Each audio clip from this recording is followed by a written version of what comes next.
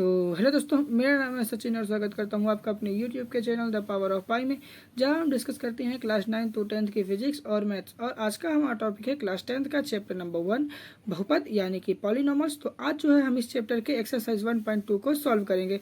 तो इस चैप्टर के पहले एक्सरसाइज की कंप्लीट प्लेलिस्ट की लिंक जो है डिस्क्रिप्शन बॉक्स में दी हुई है, तो आप सबसे पहले उस वीडियो को देख लें। और जो है हमारा जो ये एक्सरसाइज 1.2 है, इसके भी कुछ वीडियोस की लिंक जो है डिस्क्रिप्शन बॉक्स में दिया गया है।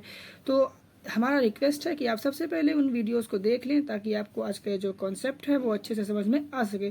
तो चलिए क्वेश्चन की ओर बढ़ते हैं। तो आज का हमारा जो क्वेश्चन है वो कुछ इस प्रकार से है कि निम्न में ए का मान ज्ञात कीजिए जबकि जीएक्स पीएक्स का एक गुणनखंड है। जिसके अंतर्गत हमें जो क्वेश्चन दिया हुआ है वो कुछ इस प्रकार से है कि यदि जीटी पीटी का एक गुणनखंड हो तो टी का मान जो है वो हमें ज्ञात करना है।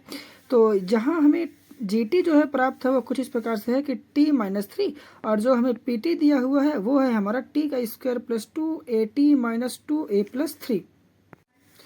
तो चलिए क्वेश्चन को सॉल्व करते हैं।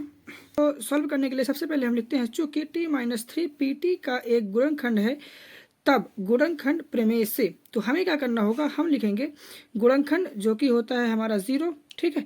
और जो गुणनखंड हमें दिया हुआ था यानी कि t-3, हम इस t-3 को इस गुणनखंड के स्थान पर लिख देंगे। तो ये हो जाएगा t-3 इज इक्वल टू 0। अब चूंकि यहाँ जो ये -3 है वो t के साथ माइनस में है, इसलिए जब ये t 0 की ओर यानी कि राइट साइड की ओर पक्षांतर होगा तो वो हमें जो है प्राप्त हो जाएगा प्लस की ओर, ठीक है। तो ये पक्षांतर का रूल होता है कि अगर कोई भी संख्या लेफ्ट साइड पे माइनस पे है तो वो राइट साइड पे जाने पर जो है उसका जो चिन्ह परिवर्तन हो जाता है। तो यहाँ से आ गया हमारा t इज इक्वल टू 3।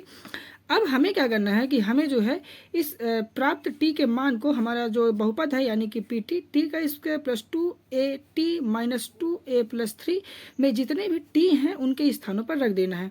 तो चलिए t के मान को दिए हुए बहुपद के सारे t के स्थान पर रखते हैं। तो जब हम t के मान को बहुपद में रखते हैं तो हमें जो है प्राप्त होता है p, और जो t था उसके स्थान पर लिखा जाएगा 3 इज इक्वल टू, ये हो जाएगा हमारा 0।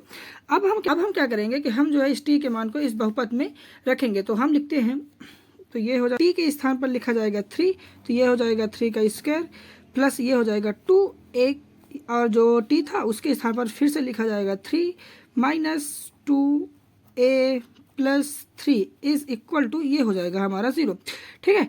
अब आगे क्या होगा कि जब हम इस 3 का 2 बार मल्टीप्लाई करेंगे तो हमें जो है प्राप्त हो जाएगा 9 प्लस 2 का मल्टीप्लाई होगा 3 के साथ, तो ये हो जाएगा हमारा 6a-2a+3 इज इक्वल टू 0। अब हम क्या करेंगे कि हम जो है इस 9 को 3 के साथ जोड़ देंगे, तो ये हो जाएगा हमारा 12, और जो ये प्लस 2a है वो -2a के साथ ये हो जाएगा घट के, तो ये हमें प्राप्त होगा प्लस 4a। हमें क्या करना है कि सजातीय जो पद होते हैं, सजातीय यानी कि जैसे 6 के साथ a है तो हम उसे जो है -2a के साथ जोड़ेंगे, और ऐसे ही 9 जो है हमारा 3 के साथ जोड़ेगा, ठीक है।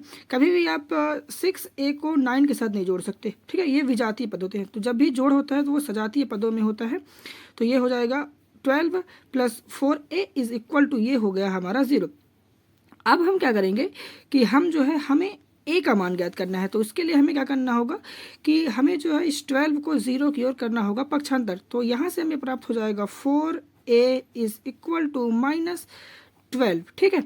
अब हमें क्या करना होगा कि हमें जो है a का मान ज्ञात करना है, तो हम लिखेंगे a इज इक्वल टू 4 जो है 12 के डिनोमिनेटर में चला जाएगा, तो यहाँ से हमें प्राप्त हो जाएगा -12/4, ठीक है।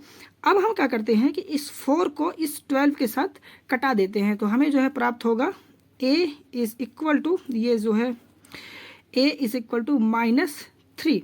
तो यहाँ से हम देख सकते हैं कि हमें जो a का मान ज्ञात करने के लिए कहा गया था वो हमें प्राप्त हो चुका है -3, ठीक। तो यहाँ से हम देख सकते हैं कि हमें जो a का मान ज्ञात करने के लिए कहा गया था वो हमें प्राप्त हो चुका है a इज इक्वल टू -3।